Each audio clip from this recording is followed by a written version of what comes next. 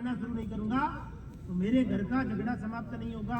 घर का झगड़ा समाप्त नहीं होगा तो घर टूट सकता है, मेरी पत्नी पियर जा सकती है। इस प्रकार का दृश्य बन रहा है।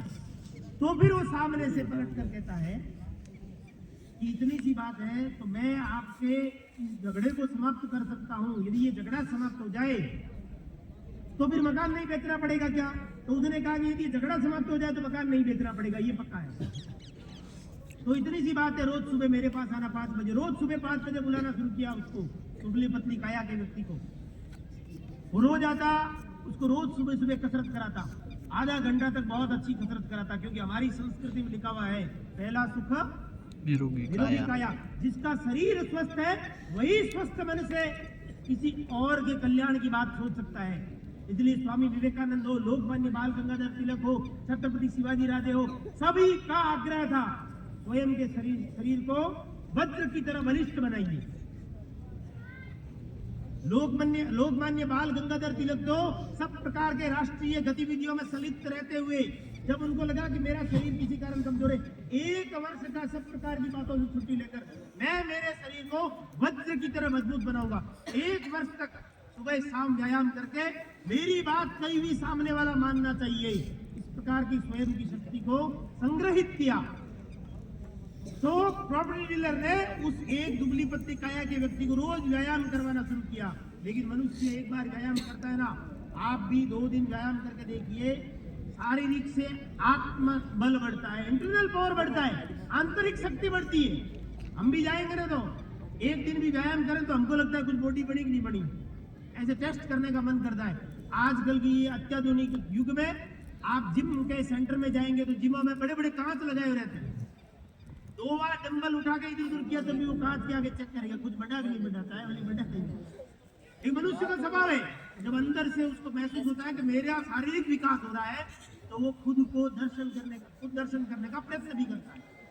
लेकिन वो प्रॉपर्टी डीलर उसको कहता है कि नहीं, इतनी ताकत अभी तेरे शरीर में नहीं आई है कि तू झगड़ा समाप्त कर सके, इसलिए निरंतर आना है। कई दिन गुजरने के बाद में उसकी धर्मपत्नी, उस दुबले पतली काया के व्यक्ति के धर्मपत्नी उसको फिर से कहती है ये झगड़ा समाप्त करो, नहीं तो ये 5 तारीख जो आ रही है, आज 2 तारीख है, 3 दिन बाद जो 5 तारीख आ रही है, 5 तारीख लास्ट दिन है और मैं ये घर परिवार छोड़कर चली जाऊंगी। क्योंकि हम सब भी जानते हैं कि कोई मातृशक्ति किसी पुरुष के पीछे आती है तो पहले सुरक्षा का विवचन विकार उसके मन को होता है, तो फिर उसके पीछे आती है। जब ये बात कहती है तो उस पुरुष को लगता है कि वास्तव में मुझे कुछ करना चाहिए। वो जाकर उस प्रॉपर्टी डीलर को कहता है। जब वो कहता है, दोनों बात होती है, तो वो कहता है कल से मैं तेरे घर पर तेरे को कसरत करवाने आऊंगा, तेरे घर पर कसरत करेंगे। तो घर पर कसरत करेंगे तो उसने कहा ठीक है। कसरत करना प्रारंभ किया। एक दिन तो कसरत की, दूसरे दिन उसने कहा 2 लाठी लेकर आना, जिस प्रकार आज सब लोग कंधे पर लाठी लेकर चले।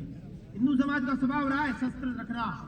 हमारे सब प्रकार के लोक देवता, महापुरुष, भूमिया, जुजार कोई उठाकर देखेंगे, सबके हाथ में शस्त्र है। हिंदू समाज को भी शक्ति संचयन करके इस मां नवरात्र का 9 दुर्गा की हम पूजा करते हैं। एक भी लोक देवता देवी देवता बिना शस्त्रधारी नहीं है। हिंदू समाज को भी शक्ति संचयन करना चाहिए, अपने घर परिवार में रहना चाहिए, नवरात्र में शस्त्र की पूजा करनी चाहिए, किसी प्रकार का संकोच किए बिना, क्योंकि हमारी परंपरा रही है। वो उनको 2 लाठी मंगाते हैं, दोनों रोज रात्रि को, अगले दिन सवेरे दोनों अभ्यास करते हैं। हमारे यहाँ का भी स्वभाव है, कहीं झगड़ा हो जाए छुड़ाने जाए नहीं जाए, देखने जरूर जाते आदमी। तो ठीक वैसा ही था, जैसे वो लठ सिखाना शुरू किया, लाठी सिखाना शुरू किया। लाठी सिखाते हैं तो आपस में लाठी टकराती है तो उसकी आवाज आती है, टक टक आवाज आने शुरू हुई। तो पड़ोस में जो पहलवान था, जो रोज झगड़ा करता था, उसको लगा बार कोई झगड़ा हुआ देख के तो आए। तो प्रॉपर्टी डीलर ने उसको खड़ा ऐसे किया था कि यदि पहलवान घर से जैसे ही बाहर आएगा तो पहले मुझे देखेगा, मुझे दिखना चाहिए। तो उसके घर के दरवाजे की तरफ प्रॉपर्टी डीलर का चेहरा और दूसरी तरफ से उसका चेहरा, और वो उसको लाठी सिखा रहा है। जैसे ही प्रॉपर्टी डीलर ने उसको लाठी सिखाना शुरू किया और वो उधर से पहलवान घर से बाहर आया, बाहर लटकाए के बज रहे हैं। जब वो देखने के लिए बाहर आया तो उसने देखा कि झगड़ा नहीं हो रहा है, कुछ और हो रहा है। वो देखता है और जैसे ही टकटकी लगाकर देखना शुरू करता है तो प्रॉपर्टी डीलर वर्णन शुरू करता है और वो कहता है उस कमजोर आदमी को, देखो ये लठ है, इसको सिर पर बराबर मारते हैं तो 5 टाके आते हैं, इसको यहां पर मारते हैं तो 8 टाके आते हैं, घुटने पर मारते हैं तो 1 महीने सीधा नहीं चल सकता आदमी, और नीचे गिट्टे, दोनों गिट्टे पर मारते हैं तो कई दिनों तक आदमी स्वतः ही बिना डांस, ढोल बजे डांस करता हुआ चलता है। अब उसको क्या लगे, जो पहलवान झगड़ा करता था उसको लगे ये पड़ोसी जो दुबला पतला आदमी ये लठ के सीख रहा है, तो उसको फीलिंग आएगी लठ इसीलिए सीख रहा है क्योंकि ये 5 टाके, ये 8 टाके, ये गोडे पे चोट, ये गिट्टों पे चोट, ये मेरे लिए ही तैयारी हो रही है। प्रॉपर्टी डीलर ने उसको एक बार भी नहीं कहा तुमको झगड़ने के लिए जाना है, उसने कहा तुम तुम्हारी शक्ति बढ़ाओ और समय आने पर शक्ति का प्रदर्शन करो, स्वतः ही विधर्मी ताकत धक से उनके हृदय बैठ जाएंगे। हिंदू समाज विसंगठित था, बिखरा हुआ था, डॉक्टर हेडगेवार ने उसको संगठित करना प्रारंभ किया तो ये विधर्मी है वो स्वयं थरथर कांपने लगे, थरथर कांपने ही नहीं लगे, संघ के किसी भी स्वयंसेवक की तरफ आंख उठाकर देखने का सामर्थ्य भी नहीं है।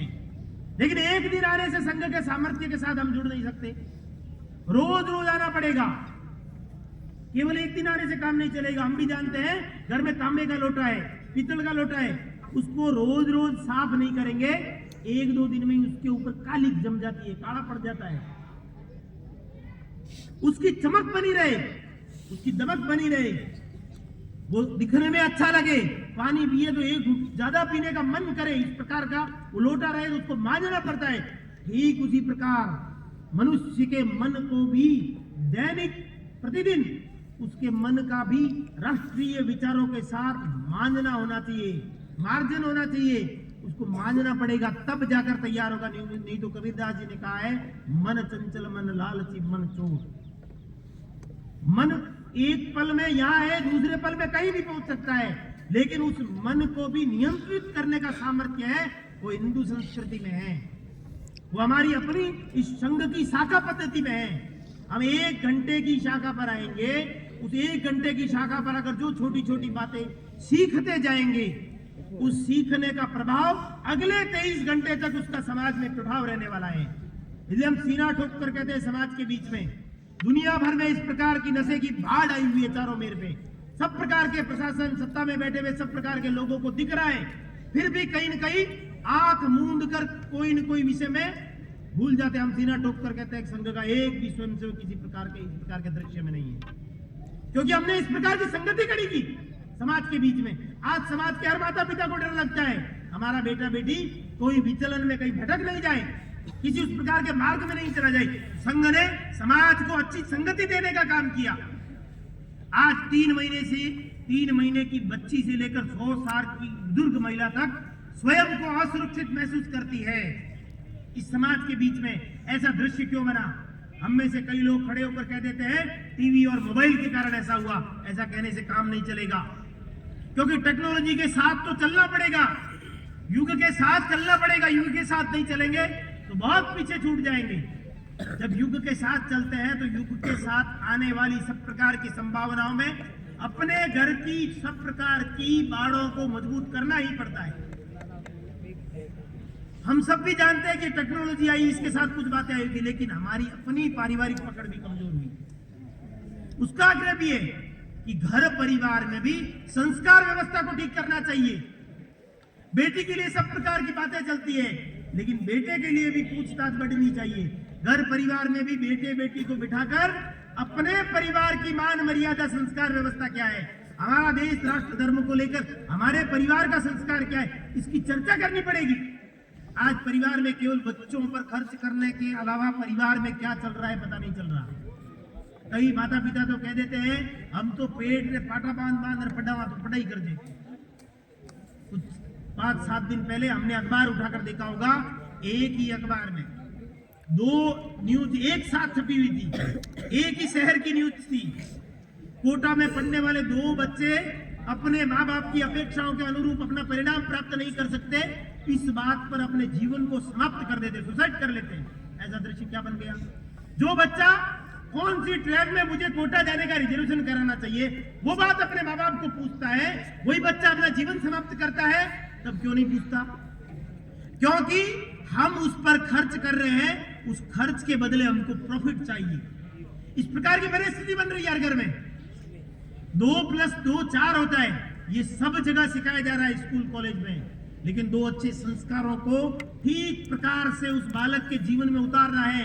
इस प्रकार का दृश्य कम होने के कारण 3 महीने से 100 साल की बुजुर्ग महिला तक स्वयं को असुरक्षित महसूस करती।